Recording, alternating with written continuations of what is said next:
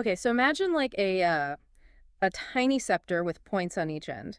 Okay. That's a Vajra. And today we're going deep into how this ancient object is being used in some seriously cutting-edge ways. It's really interesting how something from ancient traditions is finding a place in modern practices, Yeah. particularly those involving psychedelics and body work. Right, we've got a stack of research and articles here, and I'm Hmm. curious to see how it all connects. I mean, Vajra literally means diamond or thunderbolt in Sanskrit. Hmm. So we're already dealing with some pretty powerful symbolism. Exactly. That symbolism is key here. Yeah. The diamond represents strength and clarity, the ability to cut through illusions, Uh-huh. which ties directly into how the Vajra is being used today. Okay. People are reporting that it helps them break through emotional blocks. So it's not just a cool looking artifact. Well, People yeah. are actually using this thing to work through some heavy stuff. That's what the research suggests. It gets even more interesting when you look at the Vajra's traditional form, a central rod with two opposing ends, Okay.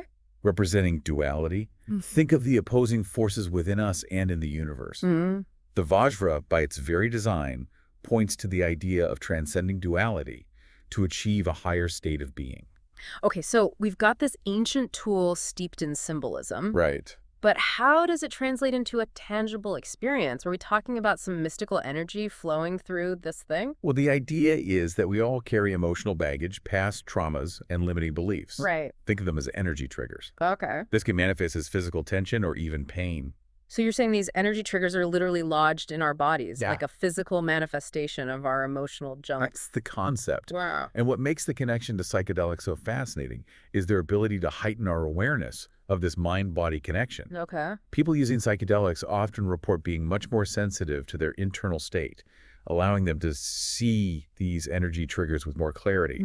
Hold on. Are we talking about people literally seeing energy with their eyes? Uh, Or is this more of a feeling? It seems to vary from person to person. Okay. Some describe it as seeing vibrations or colors, while others experience it as a heightened sense of sensation in specific areas of the body. Okay. I'm starting to see how this all comes together. Right. So where does the Vajra fit in all of this? Are people using it to literally zap away these energy triggers? Not quite zapping, Okay. but there's definitely a physical component. Okay. The sources we have describe practitioners using the Vajra to apply pressure to trigger points, particularly during psychedelic sessions. Okay. This pressure, combined with a heightened awareness from the psychedelics, seems to allow for a release of trapped energy and emotions. Interesting. It can be quite a cathartic experience. So instead of just talking about your problems, Right. you're literally pushing through them with this tool. Yeah.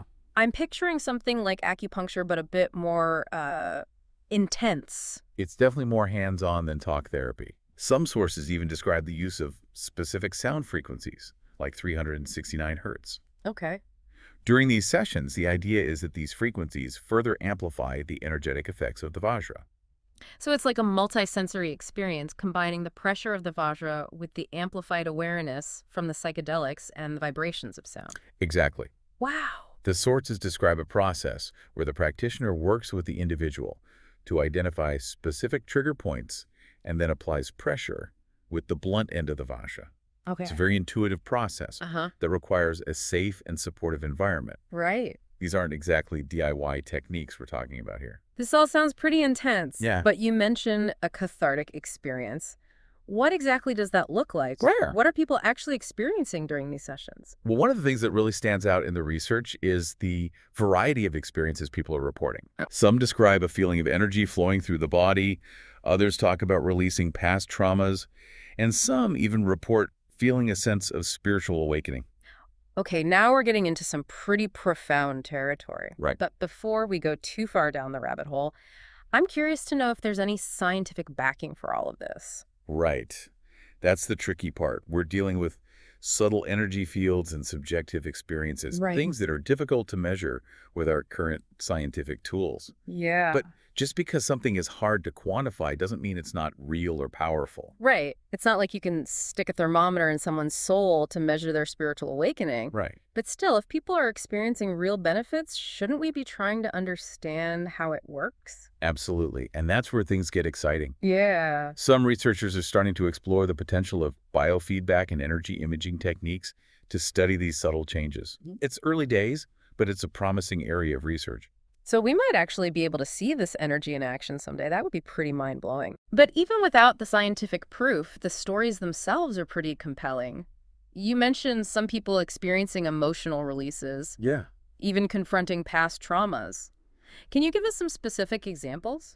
One of the sources we have is a case study about a woman who had been struggling with anxiety and panic attacks for years. Okay. She underwent a series of Vajra sessions alongside therapy, and she reported a significant decrease in her symptoms. She described it as feeling like a weight had been lifted off her chest. Wow, so this isn't just about feeling a bit more relaxed after a massage. We're Right. talking about potentially life-changing shifts, but what about the people who report seeing vibrations or colors? Right. That sounds a bit more out there. It does sound unusual, but it's a recurring theme in the research. Hmm. Some experts believe that these visual experiences could be related to the stimulation of certain energy pathways in the body. Others suggest it might be linked to the heightened sensory awareness induced by the psychedelics. So it could be a neurological phenomenon, or it could be tapping into some deeper energetic reality. I guess that's part of the mystery, right? Hmm. But isn't there a risk of people getting a bit too carried away with all this talk of energy and vibrations?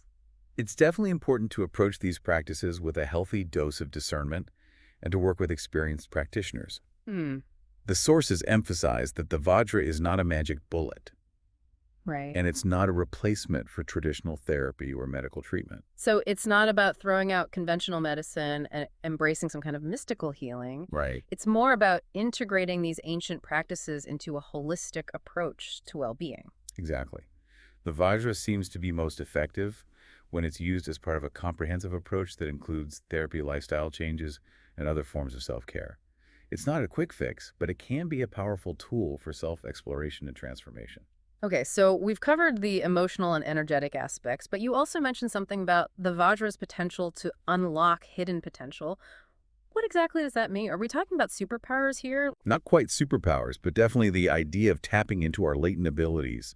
Some of the research suggests that the Vajra, especially when used in conjunction with psychedelics, can help people access a deeper level of creativity, intuition, and insight. It's like it helps clear away the mental clutter and allows our true potential to emerge. So it's not just about fixing what's broken, it's about helping us become more of who we truly are. That's pretty inspiring. But I'm still wondering if we can't measure this energy directly. How do we know it's not just the placebo effect? Is it really the Vajra itself that's causing these changes, or is it the power of belief? That's a question researchers are grappling with, and it's likely a combination of factors. Mm. The placebo effect is undoubtedly powerful, but the consistent reports of specific sensations and experiences, even across different cultures and traditions, suggest there might be something more at play. So maybe it's not an either-or situation. Maybe it's the intention, the belief, the setting, and the properties of the Vajra all working together to create these transformative experiences. That's a fascinating way to look at it. It reminds us that healing and transformation are complex processes, and there's no single explanation that fits everyone. The beauty of exploring these ancient practices is that it opens up new possibilities and challenges us to expand our understanding of what's possible. I'm curious, how do you even begin to find a qualified practitioner for something like this? Is there like a Yelp for Vajra therapists? Not quite, but there are definitely organizations and communities dedicated to these practices. One thing that stands out in our research is the importance of finding a practitioner who is not only skilled in the use of the Vajra, but also has a deep understanding of ethics, safety, and the integration process. So it's not just about finding someone who can poke you with a fancy metal rod. It's about finding someone who can guide you through this experience in a responsible and supportive way. Precisely the sources we have emphasize the importance of creating a safe container, both physically and emotionally, for these sessions to be truly transformative. It's about respecting the power of these practices and approaching them with a sense of reverence and humility. That makes sense. We're dealing with some pretty deep stuff here, and it's important to do it with the right guidance. And that brings us to a really important point that often gets overlooked: integration. The real work begins after the session is over. So it's not enough to just have this intense experience, you have to do something with it. Exactly. It's about taking the insights and breakthroughs you've gained during the session and weaving them into your everyday life. That's where the real transformation happens. Okay, so how do you do that? Is there a specific technique for integrating these experiences? It varies depending on the individual and the type of work they're doing, Mm. but the key is to create space for reflection journaling and processing the experience. It's also helpful to have a supportive community or therapist to help you make sense of it all. So it's like taking a trip to another dimension and then coming back with souvenirs and stories to share. That's a great analogy. It's about bringing those insights and experiences back into this reality and allowing them to inform your choices, your relationships, and your overall way of being. This has been fascinating, but I have to admit, a part of me is still skeptical. Is there any way to know for sure if the Vajra is really doing anything? Or is it all just a placebo-fueled mind over matter kind of thing? That's the million-dollar question, isn't it? And while we might not have definitive scientific proof yet, the fact that these practices have been around for centuries and are now being re-examined with a modern lens speaks to their potential. So maybe it's not about proving or disproving anything, but about staying open to the possibilities. Exactly. It's about approaching these practices with curiosity and a willingness to explore the unknown. And who knows, maybe in that space of exploration, we'll discover something truly transformative. This deep dive into the Vajra has certainly given me a lot to think about. I'm glad to hear that. One thing I find particularly fascinating is how the Vajra connects us to this ancient lineage of wisdom and healing, while simultaneously pointing towards the future of how we might approach personal growth and transformation. It's like we're standing at this intersection of ancient wisdom and modern science, and the Vajra is this bridge between the two. It's a reminder that we're not starting from scratch. There's this vast well of knowledge and experience that we can draw upon, and maybe by combining these ancient practices with our modern understanding, we can unlock new levels of healing and potential. That's a really empowering thought. So, what's the most surprising or unexpected thing you've learned about the Vajra so far?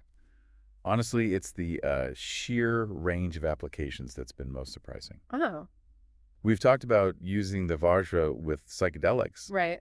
but some practitioners are using it in completely different ways. Hmm. For example, some massage therapists are incorporating it into their practice to release muscle tension and promote relaxation. So, even without the psychedelic element, the Vajra can still have a powerful impact on the body. That's interesting. Right. It makes me wonder if there's something about the shape or the material of the Vajra itself that contributes to its effects. That's what some researchers are exploring. They're looking at the weight, the points, the way it fits in the hand, and how all those factors might interact with our energy field. It's almost like the Vajra is a physical representation of intention, Okay. a way to focus and direct energy. So it's not just a random hunk of metal. Right. There's a design element at play here. Exactly. And the more I learn about the Vajra, the more I appreciate the craftsmanship and the symbolism embedded in it. It's a tool that's been refined over centuries, passed down through generations, and it carries a lot of wisdom in its form. That makes me think about the people who are using the Vajra for more spiritual purposes, like Well, those seeking a sense of awakening or enlightenment. Hmm. Is there any evidence to support those kinds of claims? Well, those experiences are more difficult to measure objectively. Right. But what's fascinating is that the concept of the Vajra as a tool for spiritual development is woven into Buddhist and Hindu traditions. It's not just a modern invention. There are ancient texts that describe the Vajra as a symbol of awakening, a way to shatter the illusions that keep us from experiencing our true nature.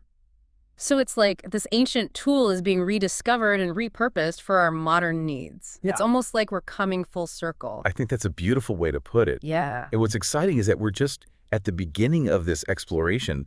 There's so much more to learn about the Vajra, about how it works, Yeah. and about its potential to help us heal, grow, and evolve. Well, this deep dive has certainly sparked my curiosity. I'm Yeah. definitely going to be doing some more research on this. Okay? But before we wrap up, I have to ask, is there anything about the Vajra that still makes you scratch your head? Any lingering mysteries or unanswered questions? Oh, absolutely. Yeah. One of the things that keeps me up at night is the question of energy itself. Okay. We've been talking about energy triggers, energy fields, the energy at the Vajra, Yeah. but what exactly is this energy? Yeah. Is it something we can measure with scientific instruments? Or is it something more subtle, something that lies beyond our current understanding? That's a big question. It makes me wonder if the real power of the Vajra lies in its ability to bridge the gap between the seen and unseen, the known and unknown. I think you're onto something there. Maybe the Vajra is a reminder that there's more to reality than meets the eye, Yeah. that there are forces and energies at play that we're only beginning to understand, and maybe by exploring these ancient tools and practices, we can start to tap into those hidden dimensions. This has been an incredible deep dive. We've explored the Vajra's ancient origins, its modern applications, its potential to unlock hidden energy, and its ability to transform consciousness. It's been a fascinating journey, and I hope it's encouraged our listeners to think differently about healing, Yeah. about personal growth, and about the interconnectedness of all things.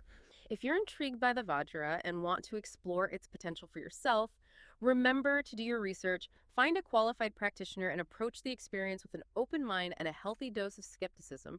Who knows, maybe this ancient tool holds the key to unlocking a deeper understanding of ourselves and the universe around us.